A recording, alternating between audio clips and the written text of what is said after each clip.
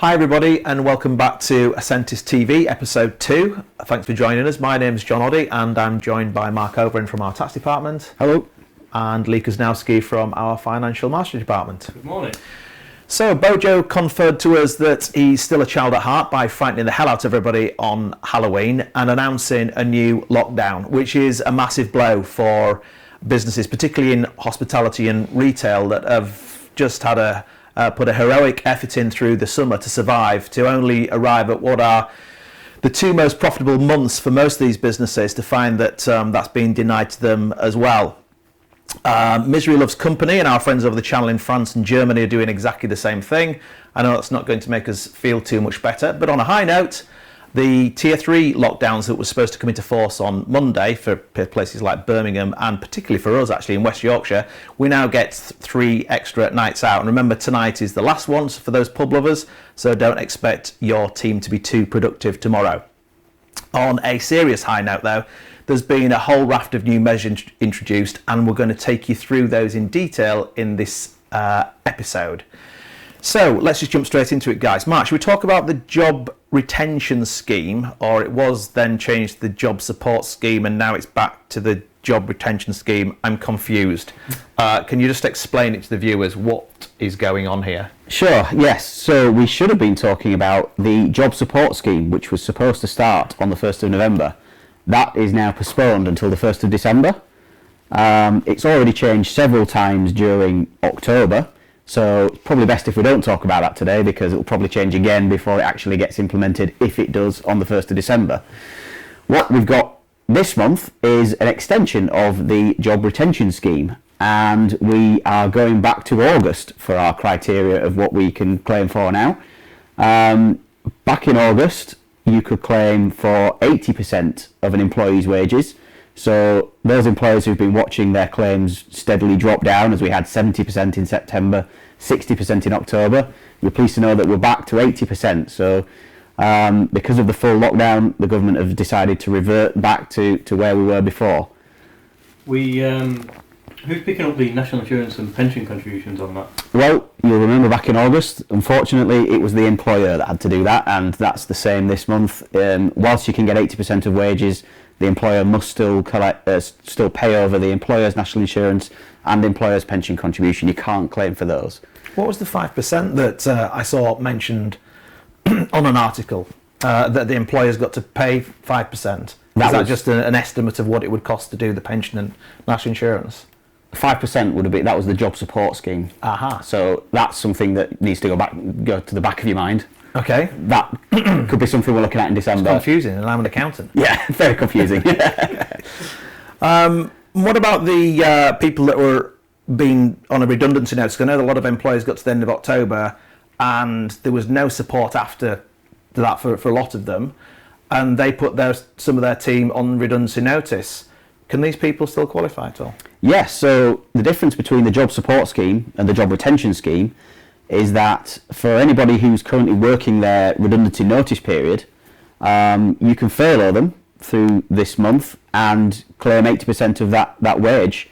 You wouldn't be able to claim for them under the job support scheme, but because that's not in now, if they're working through a notice period, yes, they can be furloughed, and yes, you can claim for them, although you must still top up their wage. They must still receive 100% of their wage during November if they're on redundancy notice.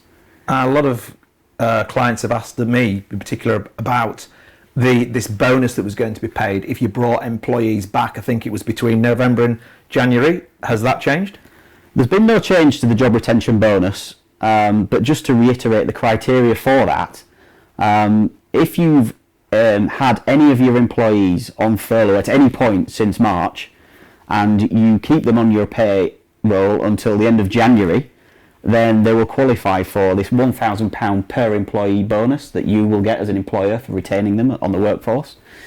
They mustn't be under redundancy notice at any point during this period, and they must still be a full employee at 31st of January.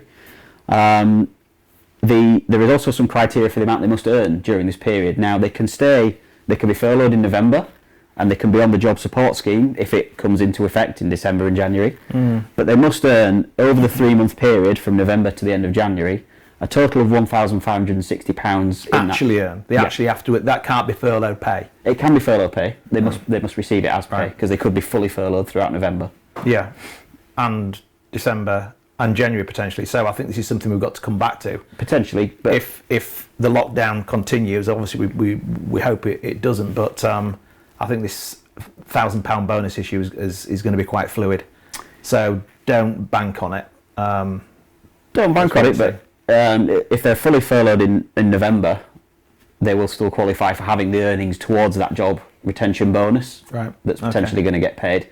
That bonus is something, the application window for that opens on the 15th of February.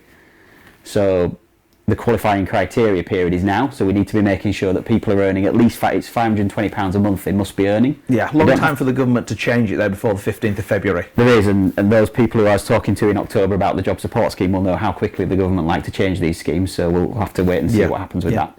So that's the support for the employees. Our self-employed clients received 2 grants during the summer. What's in store for those guys over the winter?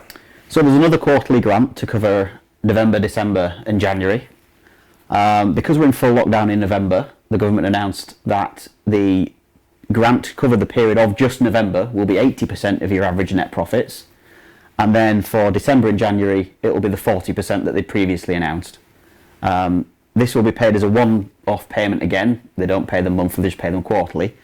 So the averaged for the 3 months grant will be 55% of your net profits, taking into account the 80% for November and then the 40% for December and January. Right, okay, good, fine. So in addition to the self-employed grants, we've also got another round of the local government grants. You remember these from March and April, small businesses with rateable values below £15,000. Everyone got £10,000, and then there was some rules for those in retail and hospitality between £15,000 and £51,000 that also got £25,000. And we've got a new version of the scheme, and the Prime Minister announced that those that would qualify for it would be the usual pubs, restaurants, bars, entertainment businesses and non-essential retail. So it is based on the rateable value, but actually what they've done is they've lifted the new regulations from the local restrictions support grant, which I read last night and a copy I have here. No fighting over this, you two later. And they've made it basically a national scheme. And to qualify, first of all, the business needs to be open immediately prior to lockdown. You need to be providing in-person services within your premises, and you must be forced to close as a result of the lockdown. So there's a couple of businesses that are going to be excluded from this then? Well, in general, if you don't qualify under that criteria, you will be excluded. But interestingly enough, the local restriction support grant legislation does name accountants and solicitors as being excluded. How dare they?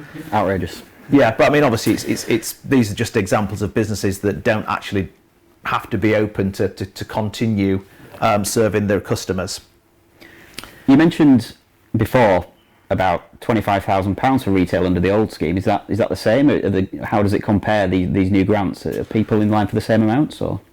Winners and losers, and those that qualified back in March and April are actually losing out compared to this new scheme, and the bigger businesses who didn't qualify, remember, if you had over £51,000 rateable value, you got nothing. Under the new rules, they actually get the highest amount. So I'll just take you through those now. So between £1,000 and £15,000 rateable value, you will get £1,334 per month, or £667 every 2 weeks. If your business's rateable value is between £15,000 and £51,000, then you will get £2,000 every month, or £1,000 every 2 weeks. And here's the new one: if your rateable value is over £51,000, then you will get £3,000 a month, or £1,500 every 2 weeks. I haven't worked out why, and I couldn't find why they've mentioned this 2-week limit, because the LRSG legislation, you had to be closed down for 3 weeks, but I suspect that it's just because they're going to leave the option open to give 2-week extensions to the to the lockdown that's arriving. And in terms of that comparison that you mentioned, okay, so we were closed down from sort of end of March to the beginning of July, and that's 15 weeks actually. So if you divide £10,000 by 15 weeks, that comes out at £334. No, it doesn't. It comes out £667. Good to see an accountant. Exactly, yeah. It comes out £667 per week, but this one is £667 every 2 weeks. Under the £25,000 grant back in Mark 1, that gave you £1,667 per week. This one is £500. But the winner, of course, is if your turnover, if your rateable value is more than £51,000, then you get £3,000 per month. Previously, you didn't get that.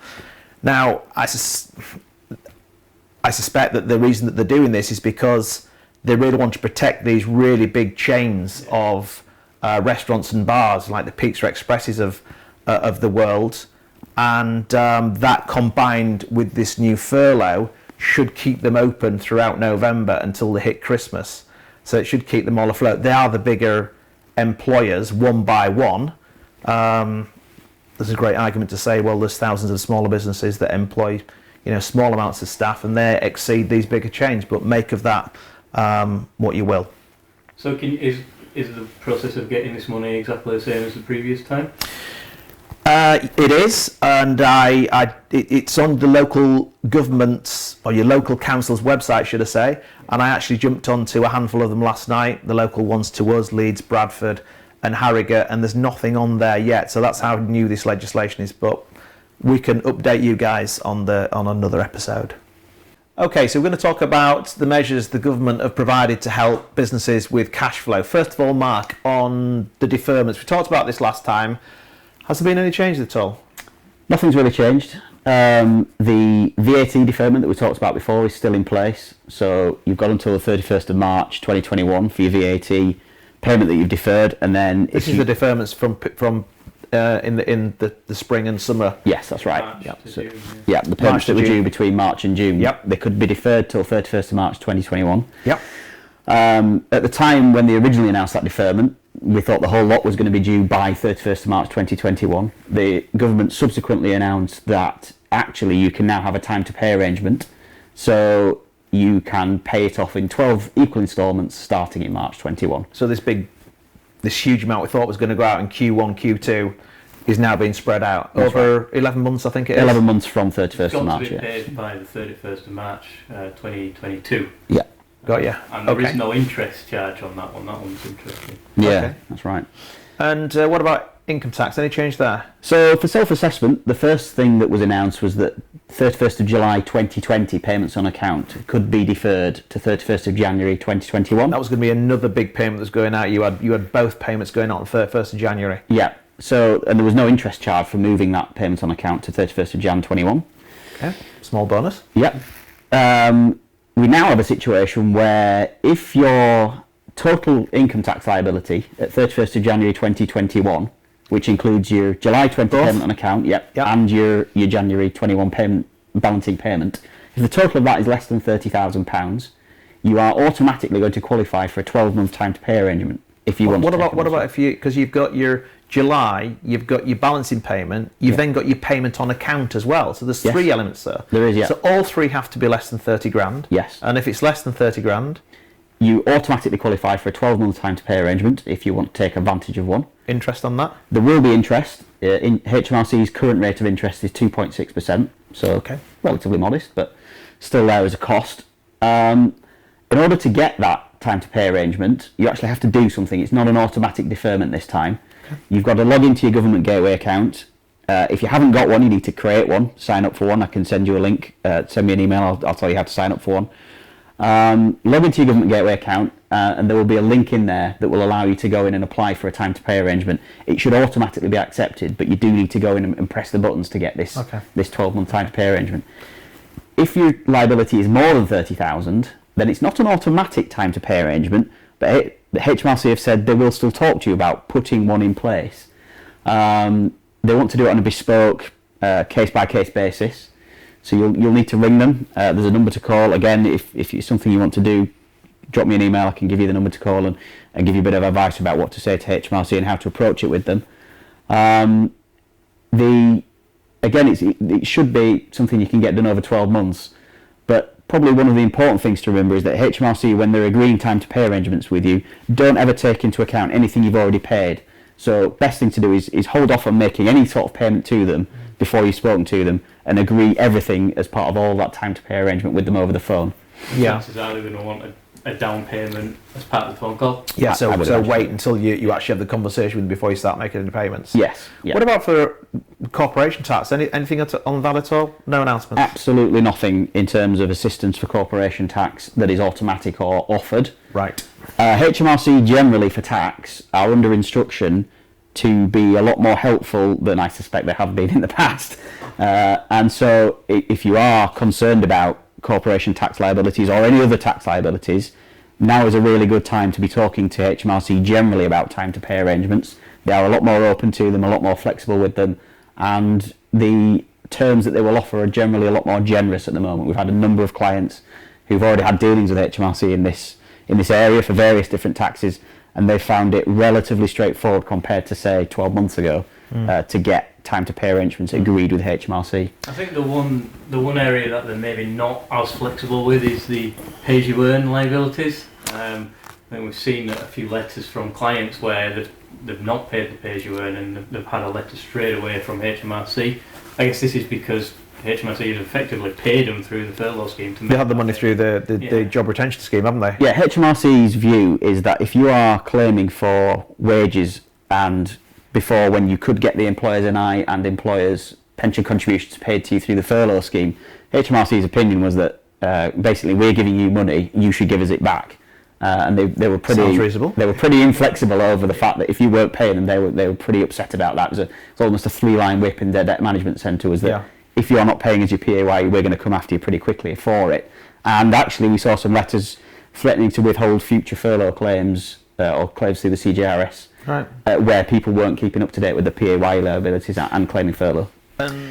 So in episode 1 we talked about the amnesty that HMRC introduced, which finished I think on the 22nd of October. Yep. And this was for businesses that had accidentally made mistakes on their JRS, the Job Retention Scheme claims, and it was an opportunity for them to recalculate the claims and give some money back. That window closed on the 22nd, and HMRC are straight out of the blocks with their, which is in effect an aspect inquiry. Yes.